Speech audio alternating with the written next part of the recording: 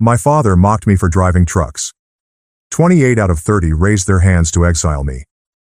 Grandpa said nothing until he rewrote the will on the spot. Hello everyone, my name is Nolan. I am 32 years old. I reside in a house in the Chicago suburbs with my wife Ivy and our daughter Hazel. We currently manage a modest trucking firm with a fleet of 10 trucks. From the outside, people perceive our lives as successful, as if we have worked things out. But, to be honest, this property and the business we own now are not the result of my efforts alone. I was a long-haul truck driver, earning roughly $4,000 each month after taxes.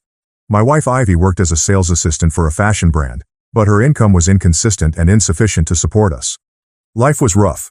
We were renting a modest 2-bedroom apartment in a less-than-safe neighborhood of Chicago, and the rent alone ate up about half of my monthly paycheck. We'd tally every dollar at the end of each month to ensure we had enough money to care for Hazel. I remember traveling 14 hours a day from Chicago to Texas and back to make a few $100s in overtime. I'd get home at 2 or 3 a.m., exhausted and ready to collapse into bed, but I had to get up again by 6 a.m. to prepare for the next journey. Meanwhile, Ivy worked at a fashion store with a modest base wage and was paid primarily through sales commissions. When business was slow, she earned only $1,800 per month, so we frequently had to borrow money. Even for Hazel's 5th birthday, we could only throw a little party at home with a few grocery store cupcakes and some inexpensive gifts. Seeing her smile so brilliantly at such small things both warmed and hurt my heart. Everything began to alter after Christmas in 2023. Strangely enough, the life I have today is largely due to my parents and family and how they look down on me. I wouldn't be where I am today if not for their judgment. To help you comprehend what I went through, I'll take you back to the day I received a phone call from my grandfather, 1 week before Christmas. That day, I was returning to Chicago after 3 days of moving furniture for a firm.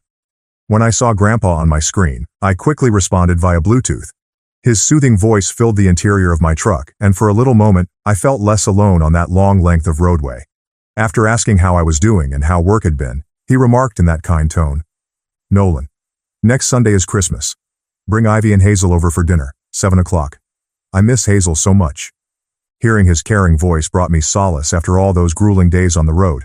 I promised him we would be there and hung up the phone. My grandfather Everett was 78 years old that year, yet he was as smart as ever. He enjoyed hosting a family meal at his home every few years to bring everyone together. He has 4 boys. My father Victor was the oldest, followed by 3 uncles, Warren, Edgar, and Silas. Uncle Warren was a show-off. He worked as a branch manager for an insurance business and never missed an opportunity to talk about the million-dollar contracts he had just secured. Every time he saw me, he asked me a cocky question. "Still driving trucks, Nolan? When are you going to get a real job?" Then there was Uncle Edgar. Quieter, but his eyes were constantly filled with disdain. He managed a tiny restaurant and had a habit of looking people up and down and shaking his head, as if he could judge someone's worth based just on their clothing. But my father, Victor, was the worst of them all. Being the oldest, he felt himself as protecting the family name and behaved as if he had the authority to condemn everyone else. He managed a tiny construction company and enjoyed bragging about his achievements, even though they were all modest jobs. The hardest part was that he was ashamed of me. Every time someone inquired about me, he'd reply, "Let's not talk about him. His truck driving embarrasses me." Then he'd give me this hurt look, as if I'd brought dishonor to the entire family. He even shouted it directly to my face once. "You driving a truck? You're an embarrassment. I can't show my face to my friends." When asked what I did for a job at family gatherings, he either avoided the issue or changed the subject to brag about Trent, his golden child. Uncle Silas was the only one who treated me with decency. He was a grade school teacher with a low salary who always appreciated others. He once said to me, "Your job doesn't define you. You're supporting your family with your 2 hands, and that's something to be proud of." Uncle Silas was the only one of Grandpa's sons who I actually liked. I didn't like Warren, Edgar, or especially my father. To be honest, I despised them. But I chose to attend the Christmas dinner because Grandpa had asked. I had no idea that accepting that offer would drastically change my life. That evening after supper, I informed Ivy and Hazel that we would be spending Christmas at Grandpa Everett's home. Hazel, who was just 6 at the time, wrapped her arms around me excitedly asking, "So, I'm finally going to meet Great-Grandpa Everett, right, Daddy?" Seeing her joy, I smiled and replied, "That's right. He said he misses you a lot." Hazel dashed over to Ivy, holding her tightly and screaming, "Mommy, I'm going to draw a beautiful picture to give him." Watching her seem so enthusiastic, I hoped she had a memorable Christmas that year. Ivy stared at me with concern in her eyes as Hazel dashed off to her room to begin drawing. She approached, leaned in, and murmured gently, "Are you sure we should go?" I understood exactly what she meant. Every time we went to one of those family dinners, I'd come home heavy, withdrawn, and mute for days. After a few seconds, I sat down on the couch and said, "I honestly don't know, but it's Grandpa's invitation. We can't say no." Ivy sat next to me, softly grasped my hand and said, "You know, I'm not afraid of what they'll say about us. I'm just concerned about Hazel." Her words struck me hard. I had also considered that. After over a minute of silence, I eventually told her, "Maybe we should just stay for a little while. Wish Grandpa a Merry Christmas, then leave early." Ivy nodded silently. She didn't say another word. Over the next 3 days, I was torn. Part of me longed to visit Grandpa, the one person in my family who had ever shown me pure love. But another part of me dreaded being in the same room as my father and uncles, dealing with their criticism, especially in front of my wife and daughter. The day before the party, I saw Hazel place her sketch into a small gift bag while continuously asking about her great-grandfather. That was when I made up my mind. We were heading to a party. Whatever occurred, I would defend my daughter and ensure that no one hurt her with their remarks. We drove from Chicago to Rockford around 4 p.m. on Christmas Day. In our old automobile, we drove for over 2 hours. Throughout the voyage, Hazel kept raving about the drawings she'd done with Ivy's aid. She was quite excited. "Daddy, I drew Great-Grandpa smiling, and there's a Christmas tree too." Just before turning onto the familiar road to Grandpa's house, we made a quick detour at the bakery to get some apple pie, his favorite. We arrived around 6 o'clock. Many automobiles were parked in front, including my parents' Accord and my younger brother Trent's shiny new Civic. I imagined they came early to brag about their accomplishments before I arrived. After finding a parking spot toward the end of the block, we walked to the house. The gate was not closed because it was Christmas and the party was in full throttle, so we walked straight in. Trent and I ran into each other just as we arrived at the front entrance. He was standing nearby, a beer in hand. He looked me over and said sarcastically, "Well, look who decided to show up. Isn't that my big brother? The truck driver." His remark stung, but I did not say anything. I just continued walking. Ivy gripped my hand fiercely and Hazel trailed behind us, oblivious. When we entered the living room, I was surprised by how many people were present. Nearly 28 people were talking and laughing loudly. In addition to my parents, I saw the families of Uncle Warren, Uncle Edgar, and Uncle Silas, who were all present. There were also some extended relatives, such as Aunt Miriam and Uncle Clyde, as well as a few unknown faces, which I imagined were their children, or grandchildren. It had been a long time since I had seen most of them. When I stepped in, Uncle Silas greeted me with genuine sincerity. "Nolan, you're late. Traffic?" I said politely, "Yes, Uncle. The roads were a little busy today." He offered me a warm smile and said, "Go ahead and find a seat for your family. Grandpa will be out any minute." Uncle Silas's act of goodwill moved me deeply. He was not my father, yet he always made me feel more loved than my biological father ever did. Honestly, there were times when I wished my father could be half as nice as Uncle Silas, but I knew that would never happen. As I searched for a seat for us, I could feel the gaze on us. Some folks nodded and smiled graciously, but I could tell that others glanced at us with thinly veiled scorn. What I didn't realize then was that my family will be asked to leave the celebration in just a few minutes. As Ivy, Hazel, and I were seeking for a spot to sit, a sharp voice pierced through the background noise, paralyzing the room. It was my father, Victor. He stood up from a brown leather chair, looked at me with a chilly, deadpan expression, and stated, "In this house, seats are for people who've made something of themselves." My heart skips a beat. My face flushed, heated, and blood rushed upwards. But I forced myself to remain cool, asking, "What do you mean by that, Dad?" Trent moved in from behind, his voice full of hatred. "It means losers like you don't belong here." It felt like someone slapped me in the face, right in front of everyone. I looked over at Ivy, who was hugging Hazel tightly. Her face had turned pale from astonishment. Then came sluggish, mocking claps from the left side of the room. Uncle Warren was seated on the sofa with a smug expression. After a few mocking claps, he remarked with a disdainful voice, "Trent is correct. This room is full of achievers. Are you still planning on driving trucks for the rest of your life?" Before I could react, Uncle Edgar leaped in. His words cut like a dagger. "Honestly, we're all a little embarrassed whenever someone asks what you do." My own family insulted me repeatedly. I felt my cool slipping.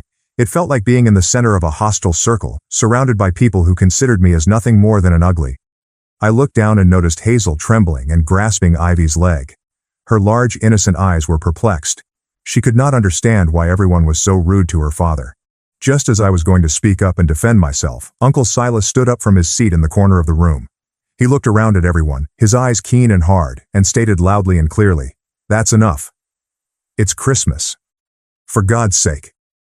His voice sliced through the tension like a razor. For a little moment I felt a sense of comfort, like if someone had reached out a hand to me when I was drowning. But the storm was not over. I could feel it. The silence that followed was deep and almost stifling. The entire room felt like a wire pulled too tight, about to snap. After Uncle Silas spoke, everyone exchanged nervous glances in the silence. Slow, steady footfalls sounded from the corridor. Grandpa stepped out, his demeanor serious but with the customary serenity he was known for. He searched the room before raising his voice. "Silas, that's enough. They're right." His comment struck me like a bomb in my skull. I could not believe what I'd just heard.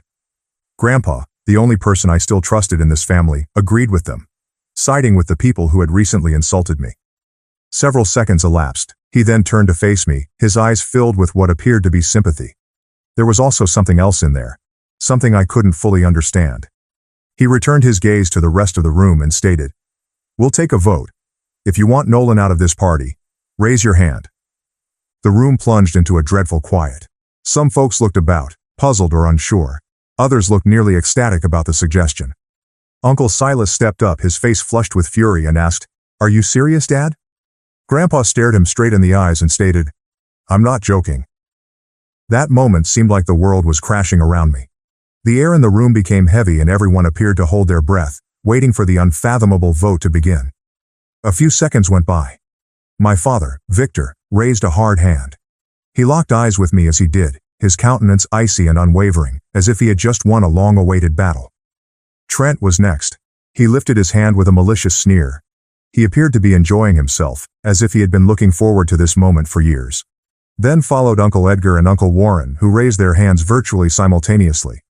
Warren nodded, apparently delighted with himself, while Edgar maintained a serious attitude, as if he were carrying out some noble task. Their relatives followed. Dolores, Warren's wife, hesitated, but after looking at her husband, she raised her hand as well. Edgar's adolescent children, perhaps 16 or 17, followed his lead hesitantly and awkwardly, but they nevertheless went along with it. I turned to see Ivy embracing Hazel closely. Her eyes were crimson and filled with tears that had not yet fallen. Hazel, completely oblivious of what was going on, looked up at her mother and murmured, "Mommy, why is everyone raising their hands? Should I raise mine too?" Ivy gripped her closer, attempting to keep the tears from falling down her cheeks. I glanced around and noticed a few reluctant hands. It was distant relatives, such as Aunt Miriam and Uncle Clyde. They glanced at each other, then at me, divided between decency and peer pressure. Aunt Miriam stared at her husband and then at Uncle Warren, her face filled with uncertainty. Uncle Clyde chewed his lip, his palm resting on his thigh as if he were about to vote, but he still hesitated. Then Grandpa screamed, his voice booming, "Come on, I don't have all day." The pressure burst through the final amount of resistance. Those uncertain hands rose rapidly, almost as if they had been told to. I quickly counted in my brain. 30 out of 32 people raised their hands. Only Uncle Silas and his wife, Aunt Lillian, remained still. Silas had had enough. His face was glowing red with wrath, and his fists were clenched at his sides. He grabbed Lillian's hand and raced towards the door. As he passed Grandpa, he paused, looked him straight in the eyes and whispered quietly, "I'm honestly ashamed of you." These words hovered in the air like a sentence being delivered. I had never heard Silas speak to Grandpa in that way before. Not once in my life. He then approached me, put a gentle hand on my shoulder and said, "Let's go, Nolan. These people don't deserve to be called family." I was stunned. I'd never seen Uncle Silas like this before. The nice man who usually tried to keep the peace was now standing up with a fire I'd never seen before. I didn't want Ivy and Hazel to have to go through this again, so I took their hands and followed Silas out of the room. As we passed Grandpa, my heart was filled with resentment. He invited me here solely to humiliate me in front of my wife and children. I kept thinking, why would you give me hope to crush it like that? Behind me, I could hear a few people snickering, like if they had just seen the end of some bizarre little play. Hazel was still clutching her sketch, not understanding why we had to leave so quickly. As I looked at the uplifted hands that voted me out of that room, I realized I no longer had a grandfather, father, or family. As we approached the front door, a booming voice broke out behind us. "Stop right there." We all froze automatically as Grandpa shouted. Despite his rage, Uncle Silas stopped in his tracks as he heard something in his voice that was forceful and irrefutable. Several seconds elapsed. The silence was so heavy that I could hear my heart beating in my ears. Then Grandpa spoke again, louder and with clear authority. "The ones who are leaving tonight are not you." Uncle Silas and I turned back to look at him, perplexed. I had no idea what he was going to do, but there was a weird fire in his eyes that I had never seen before. He turned to face the remaining seated people, the same ones who had just raised their hands to vote me out, and remarked coldly, "The people who need to leave are the ones with their hands in the air." The room exploded. Protesters raised their voices. Shouting came from all directions. My father sprang to his feet and said, "You've got to be kidding me. You can't do this." Uncle Warren and Uncle Edgar joined in, their voices frightened and loud. Warren, visibly shaken, remarked, "Are you serious, Dad?" Edgar took a step forward, attempting to play peacemaker. His tone became soft, almost false. "Dad, I just wanted to teach Nolan a little lesson, that's all. I didn't mean any harm." Distant relatives, such as Aunt Miriam and Uncle Clyde, began looking for explanations. Aunt Miriam, her voice quivering, added, "Uncle Everett, I only went along with the others. I didn't want to upset anyone. I wasn't trying to insult Nolan. I swear." Uncle Clyde nodded immediately in accord. "Yeah, that's right, sir. We just thought it was some family joke. We didn't realize how serious this was." But Grandpa shook his head slowly. His expression did not relax, not even slightly.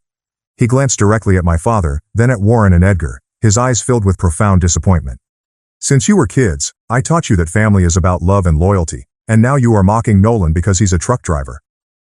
My father was still attempting to salvage the moment, wanting to change the story. He stepped forward, furious in his tone. "I don't look down on him, but he needs to take responsibility. He's 32 and still driving trucks. I was trying to motivate him to do better." Grandpa's look became icy cold. He stared straight at my father and said, "Victor, aren't you ashamed of yourself?" My father's cheeks turned red. He responded firmly, "Why should I be?" Grandpa hesitated for a bit. Then, with a heavy heart, he glanced around the room and added, "Because 12 years ago, when you went bankrupt, Nolan, only 18, gave up college and became a truck driver. He didn't want to be a burden on you. And what did you do? Even while you were broke, you poured every last cent into Trent." Those words struck like a bomb. The entire room became silent. Everyone looked at my father. Trent stood beside him, his face drained of color, recognizing the truth had been revealed. The atmosphere became suffocating. I stood there in stunned silence, overcome by a torrent of bitter recollections from 12 years earlier.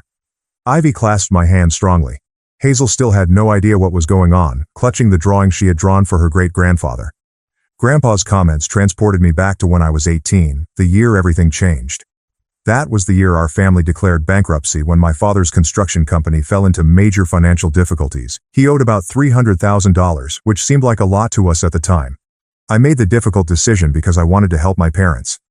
Despite having received a scholarship, I decided to drop out of college. Instead of going to school, I obtained a commercial driver's license and began working as a long-haul trucker. For the next 2 years, I worked tirelessly. I paid Trent's high school tuition and the majority of the family's living expenses. Every month, I gave my whole wage to my mother, keeping barely enough to cover my basic requirements. Then, in 2015, Grandpa gifted my dad $400,000, allowing him to finally pay off his debt and restore his business. I genuinely believed things would improve from there. But rather than appreciating me for giving up my youth to support the family, my parents and Trent began to look down on me. Why? Dad's business partners disliked the idea of his kid driving a truck. They said it harmed the company's reputation. After a heated dispute at Christmas dinner in 2016, in which Dad flatly stated that he was humiliated to have a son who drove trucks, I cut off all contact. From that moment forward, I never returned home. When Ivy and I got married, we kept it simple, with only a few close friends. When Hazel was born, I did not inform anyone in the family. I experienced the most significant periods of my life alone. In all those years away from the family, I only communicated with 2 people, Grandpa and Uncle Silas. They were the only people who really understood and supported me. Both of them had attempted to persuade my parents to reunite, but they refused. Their condition was clear. To be allowed back, I needed to change occupations. But I'd made up my mind too. I wasn't going back unless they sincerely apologized. Because it wasn't only about me anymore, it was about Ivy and Hazel. And I would not let anyone treat them like I had been treated. So, standing there, hearing Grandpa voice those facts aloud, speaking of the sacrifices I made, it felt like someone had finally seen it for the first time after years. Someone finally knew what I'd been through, and it meant more to me than I could ever express. Back at the celebration, after Grandpa reminded everyone of what had happened in the past, my father refused to confess his mistake. Instead, he doubled down, looking upset, and defiantly told Grandpa, "I raised him. It's only fair that he pays me back. That is a child's obligation." Grandpa's face got angry when he heard such comments. At that point, he was no longer holding back. He shook his head in terrible disappointment, then glanced around the room with hatred in his eyes and said, "I had planned to split my savings among you today, but I have changed my mind. You do not deserve a cent." When Grandpa discussed his funds, the attitude in the room changed again. Panic spreads like wildfire.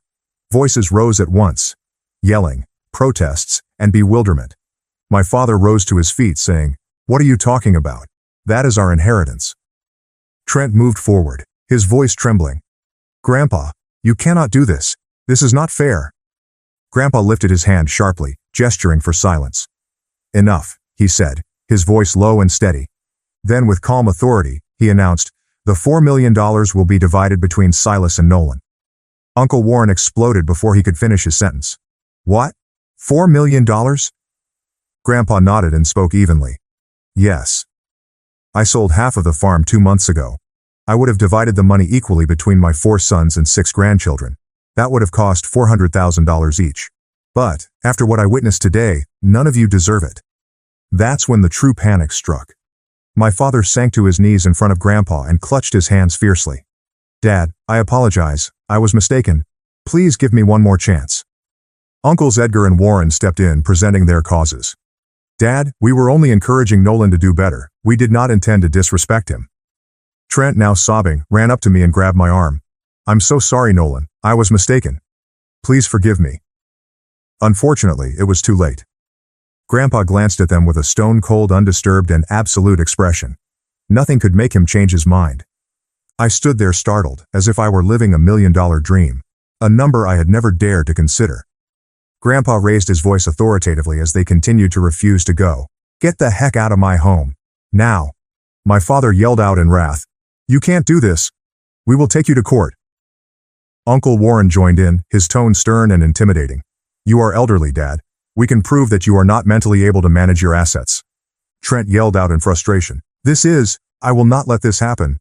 But Grandpa just gave a dry, sarcastic chuckle.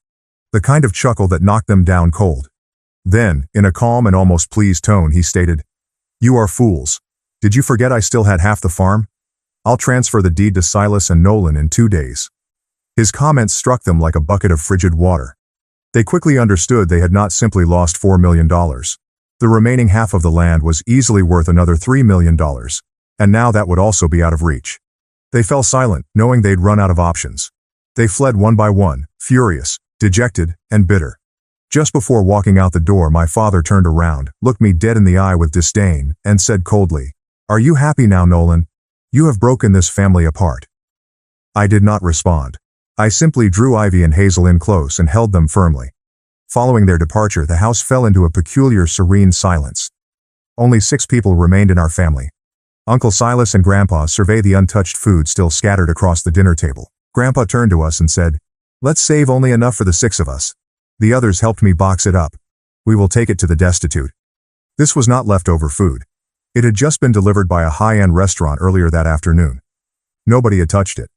The supper was scheduled to begin at 7 p.m., but by 6:30 Grandpa had already sent everyone else home. We all hurried swiftly to assist him pack the food and load it into Uncle Silas's pickup. There were enough roasted chickens, bread, salads, desserts, and soda bottles to serve hundreds.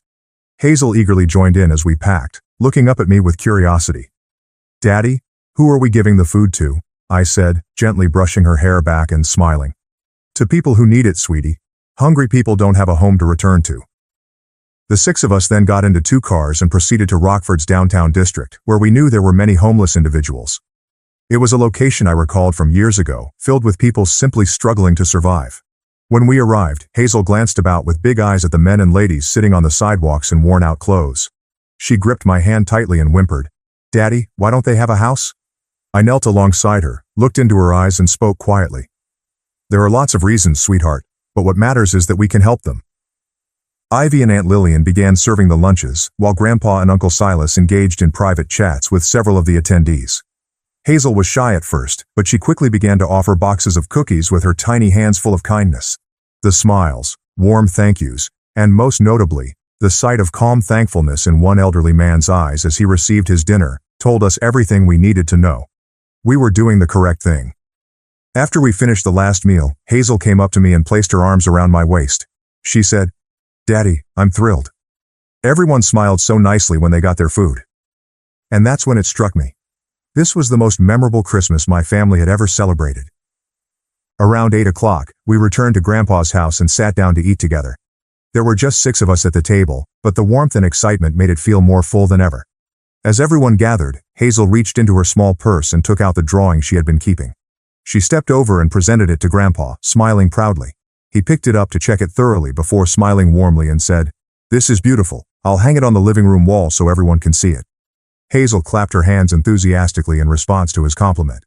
"I drew you with a big smile, great-grandpa," she added brightly. A little later, Ivy brought out the apple pie we had purchased earlier, and we all shared dessert. After supper, Grandpa recommended we move into the living room and converse for a little. He returned to his office, holding two $2 million checks. When he handed me one, my hands trembled so violently that I was worried I'd drop it. Uncle Silas was equally as surprised, his hands shaking and his eyes wide with incredulity. We both looked to Grandpa, overwhelmed by gratitude. I could barely get the words out. "Thank you, Grandpa. I don't even know how to express how grateful I am." Grandpa nodded and continued, his tone calm yet serious. "In a few days, I'm transferring ownership of the remaining part of the farm to the two of you." We glanced at him shocked. The remaining acreage was worth several millions more. Grandpa let out a deep sigh and added, "I don't trust the others anymore. You two are the only ones who deserve to carry on what I've built." Hearing it, my heart sank slightly. Not because of the money, but because of everything we had sacrificed as a family to be here. I stared at Grandpa, my voice shaking. "Grandpa, I know this must have hurt you deeply, having to decide." Uncle Silas agreed and added, "Dad, I never wanted it to come to this either." Grandpa laid a hand on my shoulder and stated gently but firmly, "Nolan, I've watched them for years, and today was just the final straw. I know who has a good heart and who I can trust." Hearing those remarks, I buried my head, overwhelmed by emotion. I felt grateful for his faith, but also felt the weight of the duty he had placed in my hands. That night in Grandpa's guest bedroom, I lay close to Ivy and Hazel. My mind is entangled in a web of emotions. On the one hand, I felt a profound sense of relief and thankfulness for finally being noticed and supported in ways I never imagined. However, I couldn't shake the underlying despair. The sad reality that our family had utterly fallen apart. Once Hazel had fallen asleep, Ivy turned to me and said, "I still can't believe this is real." I softly gripped her hand and said back, "Me neither, but we must use this money wisely. It cannot change who we are." After a brief silence, we reached an agreement. No boasting. There will be no showing off. We would utilize this gift to create something better, more lasting for our small family. The next morning, as Ivy and I returned to our Chicago apartment, we were met with an unpleasant surprise in the lobby outside the elevator, along with my parents and Trent. Faces tensed. Postures firm with determination. They came over as soon as they saw me and demanded that I divide the $2 million I had received into 4 equal portions. They said it was only fair. I didn't see any cause to argue. With a cold, hard tone, I looked them straight in the eyes and stated, "If you think you have a case, take it to court, but I'm not giving you a penny." My father lost his cool when he heard that.